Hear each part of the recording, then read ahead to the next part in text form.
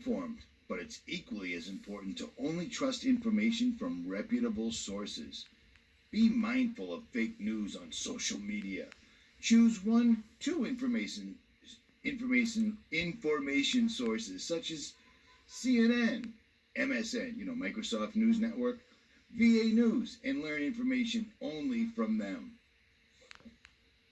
So, not only are they going to make you jump around like an absolute asshole, not only are they going to force you to do whatever they can possibly come up with, but they're also going to tell you where you should do things, where you should find things out, etc., so forth and so on. Avoid information overload. Limit time spent researching this topic. Don't look into COVID-19.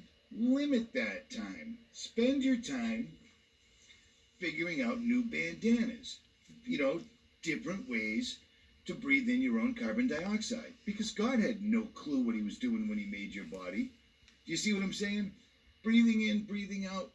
Don't worry about any of that. Simply put a mask on, put a hat on, put anything you can over your face, and shut up, okay? Limit your time. Limit your time. Select reliable information sources, and then limit how much time you spend researching there. Learn new info, and then keep it moving. A good clue that you are experiencing information overload is that if you notice symptoms of anxiety, such as increased heart rate, racing thoughts, and muscle tension. Muscle tension. I'm so tense right now that I found out that this pandemic that's been going on since the end of December still hasn't killed more people than the flu at all. And yet, you're going to get a forced vaccine because Dr. Fauci, remember him? Remember Dr. Anthony Fauci? See the little fella right there? Well, here he is again, and I showed you this. I was probably one of the first channels to show you this back when it was relevant. But this is Dr. Anthony Fauci. The same little cricket you see right there. This is him writing an article to his compatriots in the New England Journal of Medicine where he explained that COVID-19,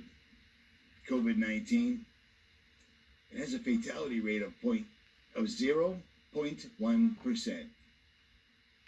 0.1%. And yet, this is the new normal. This is apparently acceptable behavior. Manage the stress response. Relax your body and mind. Uncertainty and concerns about health can activate the stress response in the body, which can cause uncomfortable symptoms such as muscle tension, high blood pressure, difficulty sleeping.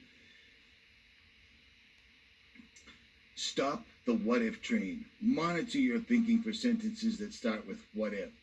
These sentences tend to involve worst case hypothetical scenarios that are unlikely to happen. Like, what if Richie from Boston not only predicted this before it happened, what if he's still right? What if covering my mouth and breathing in the air that my body is expelling is somehow bad for me? Do you see what I'm saying? What if? What if this entire thing was completely and totally planned to the letter, to the T in advance?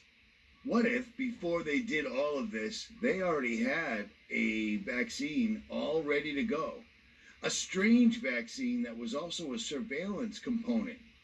What if the people involved are the same people that were involved in Event 201, which happened in October of 2019, just 1 month before this all occurred? What if this is all a complete and total hoax, simply to crash the dollar and bring in the New World Order? Because that's exactly what they're doing. They want to erase the borders of the countries. They want to erase anybody that's telling you anything of any consequence.